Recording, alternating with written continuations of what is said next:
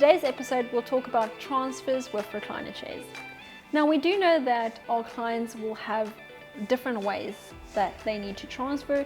Not everyone's going to be able to do a sit to stand transfer. We have clients that need transfer aids, like your sit to stand transfer aids, or we might even have a client that needs to do a side transfer or needs to be hoist transferred. Now, can we adapt our recliner chairs to support these different transfer methods? Because it's not a one size fits all. Not everyone's going to do a transfer exactly the same. So how can we look at our recliner chair to support us? So let's dive in. So firstly, let's talk about different rise settings. So when we use a recliner chair for clients that have limited mobility, poor posture, someone with a disability or medical condition, we have a lot of times a chair that does a rise function. So it does this lift and forward tilt action. Now, the reason we want a lift and forward tilt is because that's how our normal movement pattern goes. When we want to stand up from a seated position, what we want is we want nose over toes. So we want the person to lean forward, and then we want them to push off on their armrests. Now, if you have a client that has decreased muscle strength, we're going to want to use, or decreased mobility, we're going to want to use a rise function where the chair can lift the person up a bit higher, so they're not having to stand up from a low position, because that requires more strength. Whereas if my chair is lifting me up, there's less distance that I need to cover, and in some cases you're going to have the chair tilt forward as well, which is encouraging the person to lean forward for that sit to stand, because our head kind of leads the movement.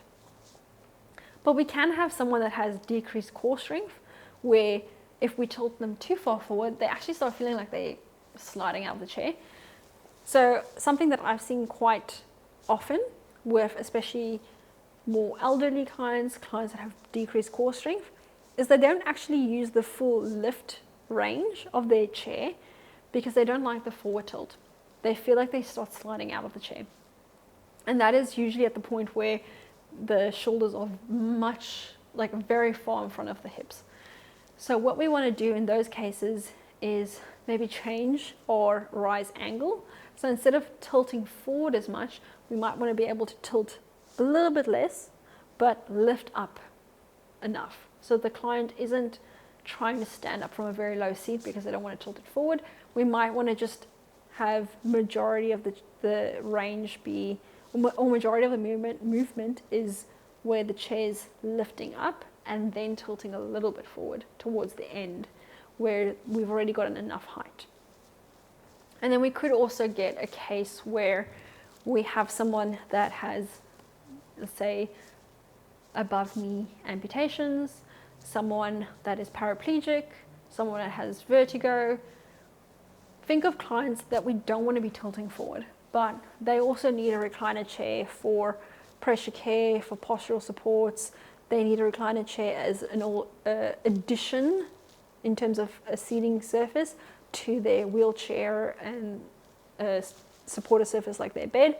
We don't want to just have someone in one chair the whole day. So we want to have them be able to rest and be comfortable in their recliner chair, but we don't want to have them be tilted forward.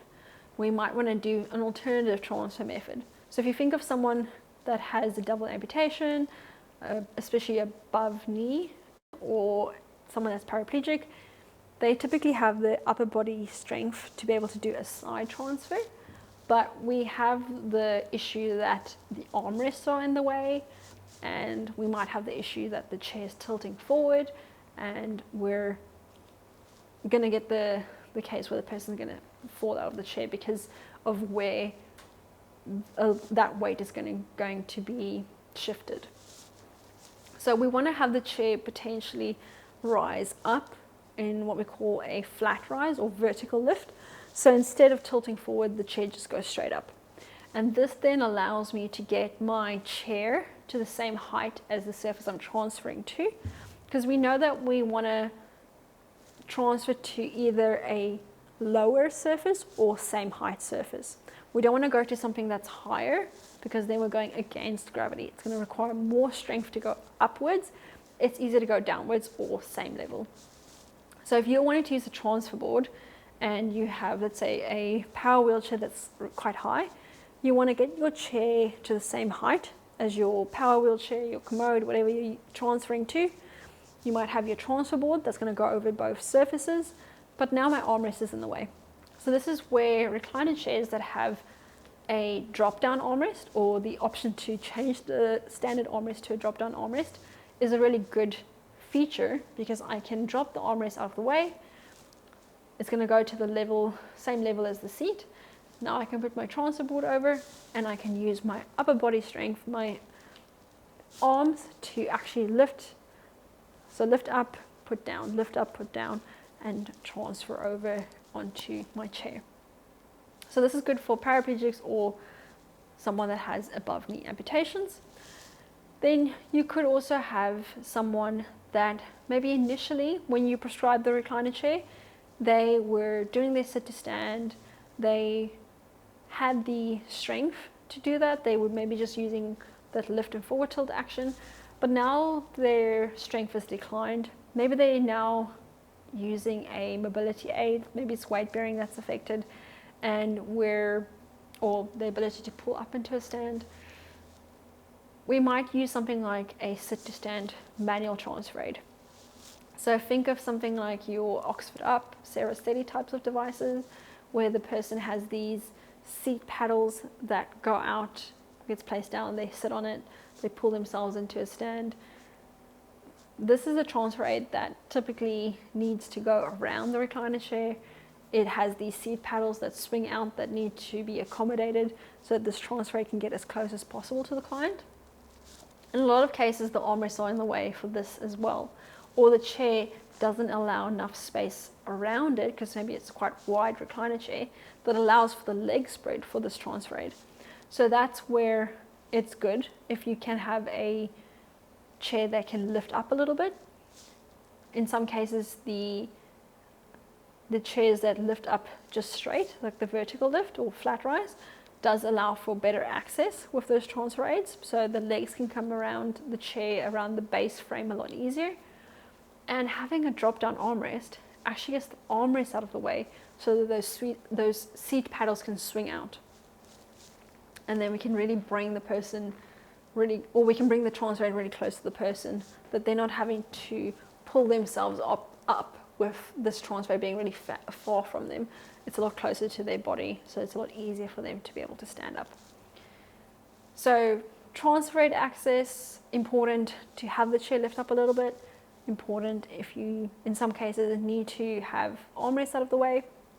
And then also look at the frame in general for your recliner chair, because in some cases you'll have what we call a U-shaped frame, where it's like the opening of the U is towards the front of the chair. So if you have a stand pivot transfer aid, that can also come nice and close, because the frame isn't stopping it. But in some cases you'll have a closed frame, so you can't bring the transfer aid close to the person's body, close to their legs, to actually support the shins so that they can pull up into that stand. And then we also want to think of clients that have, let's say, deteriorated even more than the ones that are using the transfer aid. We have someone that's now maybe not doing any sit to stand, not any weight bearing. We might have someone that's being hoist transferred. So this is where we could still use our flat rise, so our chair's going nice and high. We can use our drop down armrest as well, because now my chair is high enough for my caregivers to not have to bend down as much. My armrests are out of the way, so that I can actually apply the sling a lot easier.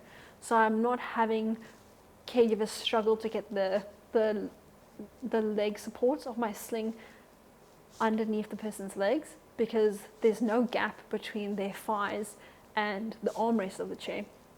So getting better access is a very important thing with transfers in general, and it's all going to depend on what type of transfer your client needs to do. But look at things like, what type of rise angle can my chair do? Can it be adjusted if my client's needs change? So if they do go to the point where they're not doing a sit to stand anymore, Can I change my rise angle that I'm not tilting them forward, but I'm rather just lifting them straight up? Can I change my armrests so that my client can still push off from the arms, or that I need to have a drop down armrest so they can get out of the way for side transfers of your transfer boards or sling applications? And then I also always want to consider my chair size, because as we've mentioned in an episode before on getting the right size recliner, or why size matters with recliner chairs, is if my chair is the incorrect size, it's going to be more difficult for my client to do a transfer, because we're not going to have our feet supported on the ground. We're going to have to shuffle forward to be able to do a stand. So we really have quite a lot of aspects that we need to consider for transfers, but they are what we call modular recliner chairs that can support different transfer methods. And we also want to consider future needs. We want to do future proofing. We want to make sure that if my client has a progressive condition, my chair can adapt, that I don't have to worry about purchasing a new chair if my client has change in mobility, change in their functional capacity. We want to allow for the chair to be adapted to support their needs. We'd love to hear from you in the comments. Have you had any experience with recliner chairs and different transfer methods? How did you go about it? What adaptations did you make? What accessories did you add? Or what are some tips and tricks that you've come across that worked well for hoist transfers, manual transfer aids, accessibility with transfer aids? We'd love to hear from you. Stay tuned for our next episode on mobile chairs.